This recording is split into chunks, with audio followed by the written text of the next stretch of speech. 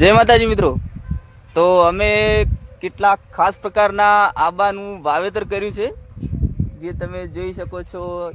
અહીંયા છે, આપણે તેનાથી થોડા દૂર પણ છે। તો શરૂઆત આ આંબાથી કરીએ અને તેની સંપૂર્ણ માહિતી આપણને દેવેન્દ્રસિંહ આપશે। તો જણાવશે દેવેન્દ્રસિંહ આ આંબા વિશે।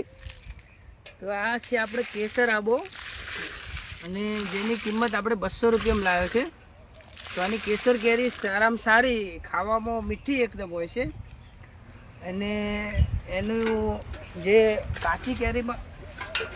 કાચી કેરીમાંથી આપણને સારી એવી ચટણી તથા અથાણા માટે સ્પેશિયાલિસ્ટ જો હોય તો કેસર આંબો છે। અને હવે આપણે બીજા આંબા તરફ જઈએ। એટલે આ કયો કેસર? કચ્છનો કેસર છે, કાઠિયાવાડી કેસર કે? આ કચ્છનો કેસર છે, જે એનું સ્પેશિયાલિસ્ટ કચ્છમાંથી જ આપણને મળે છે।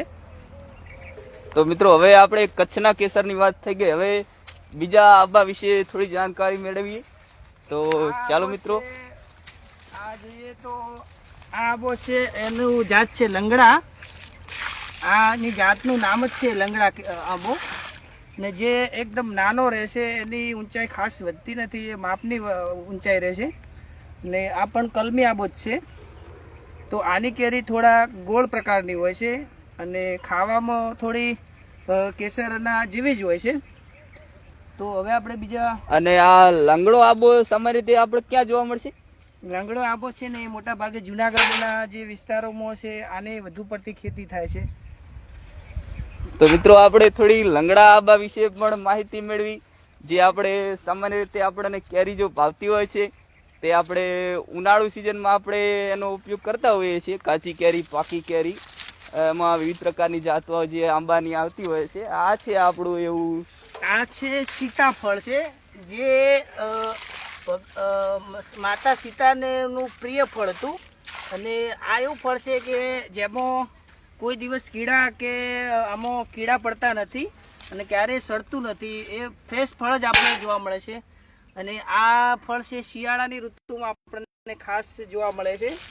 અને આ એવું છે કે જે આ ફળને વાંદરો ક્યારેય ખાતો નથી, કેમ કે સીતા માતાનું પ્રિય ફળ હોવાથી વાંદરો ખાતો નથી। તો હવે આપણે બીજા ફળ તરફ જઈએ। તો મિત્રો આ હતું આપણું સીતાફળ, જે બાળકોને સામાન્ય રીતે પ્રિય હોય છે। અને આ જે આપણે એક વધુ આંબાની એક જાત વિશે જાણીએ। આ છે આફૂસ આંબો છે, આફૂસ આંબો, જે મોટા ભાગે એની કેરી એકદમ લાંબી હોય છે, અને એની ઊંચાઈ પણ ઘણી બધી ઊંચી થતી હોય છે। આફૂસ આંબોની કેરી મોટા ભાગે એને કાપીને ખાવામાં આવે છે, અને એને રસ બનાવીને પણ, મિક્સરમાં રસ બનાવીને પણ એને ખાવામાં આવે છે આફૂસ આંબાની કેરીને। તો મિત્રો આ તો આપણે આફૂસ આંબો, જે આપણે સામાન્ય રીતે કાચી કેરી ખાતા હોઈએ છીએ, તે આફૂસ હોય છે। આપણને બજારમાં જે કેરીઓ મળતી હોય છે તે સામાન્ય રીતે કેસર અને આફૂસ હોય છે। તો હવે આપણે જામફળી, જે કલમી જામફળી છે, તો હવે આપણે થોડી જામફળી પણ જોઈએ। તો આ જે વિવિધ પ્રકારના જે આંબા હોય છે, તે જુદી જુદી જગ્યાએ જુદા જુદા નામોથી જાણીતા હોય છે। અમારે ત્યાં સામાન્ય રીતે જે દેશી આંબા જોવા મળતા હોય છે, ત્યાં જે તેની કેરીઓ જે હોય છે તે બહુ નાની હોય છે। અને આ છે જામફળી, જે કલમી જામફળી છે, અને આ 2 વર્ષની અંદર જ આના જામફળ આવી જતા હોય છે, અને આ લગભગ જામફળ, એક જામફળ 500 ગ્રામનું થતું હોય છે, અને આની હાઈટ પણ એટલી થતી નથી, માપની હાઈટમાં પણ એને આપણે વાવી શકાય છે। મતલબ કે આપણા ખેતરના શેઢે આને વાવી શકાય, કે ખેતરની અંદર પણ વાવી શકાય છે। અને જામફળ, આના જામફળ એકદમ લીચ્છા હોય છે, અને મીઠા પણ હોય છે। તો મિત્રો આ છે આપણું જામફળ, જે સામાન્ય રીતે આપણે જાણીએ છીએ કે તોડકાના જે જામફળ વખણાય છે, તે આપણે આ તોડકાથી લાવેલા છીએ। તો હવે એક વધુ એક મિત્રો તમને લાગશે, જે ફણસના નામથી ઓળખાય છે, તેનું પણ આપણે વાવેતર કર્યું છે, એનું ઉત્પાદન છે। તો એની વિશે થોડું આપણે જાણીએ।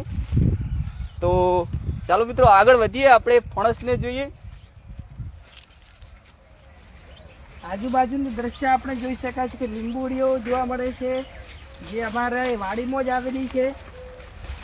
તો મિત્રો આપણે આ આજુબાજુનું જે 200 કરતાં પણ વધુ લીંબડીઓ જે આપણે વાવી છે ત્યાં જ આ જે આંબા જે છે ત્યાં વાવેલા છે, અને જામફળી, સીતાફળ અને ફણસ આવા વિવિધ પ્રકારના વૃક્ષોનું ઉત્પાદન અહીં જ કર્યું છે. તમે જોઈ શકો છો મિત્રો, આ છે નારિયેળી. તેને હજુ નારિયેળ આવ્યા નથી, લગભગ આપણે તેને 3 વર્ષ થઈ ગયા, હવે તૈયારીમાં જ છે.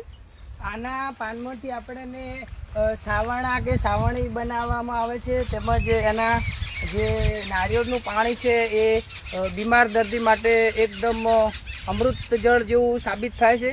અને આમાંથી આપણને સાવરણા બનાવીને એના વેચી પણ શકીએ છીએ, અને જેમાંથી સારી એવી આપણને ઉત્પાદન મળી શકે છે. હવે આપણે એક અલગ જ પ્રકારના ફળ વિશે જોઈએ. તો મિત્રો, આ તમે જે જોઈ રહ્યા છો તેનું નામ તમે જાણો છો? જાણતા હોય તો કોમેન્ટમાં કહેજો કે આ કયું ફળ છે. આ છે ફણસ, જે બહુ નારિયેળ કરતાં પણ મોટા મોટા એના ફળ થતા હોય છે, અને જેનું શાક આપણે જોરદાર ટેસ્ટી શાક, એકદમ તીખું શાક બનતું હોય છે, અને ખાવામાં એકદમ જોરદાર એનો મજા આવે એવી છે.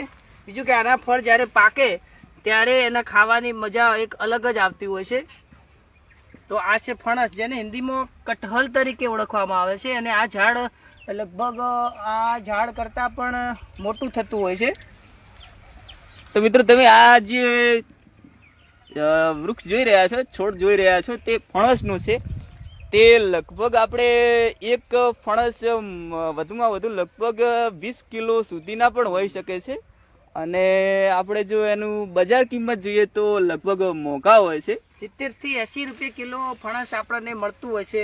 જો આપણે આની ખેતી કરીએ તો આપણને વધુમાં વધુ આવક મળી શકે છે ફણસની ખેતી કરીએ તો.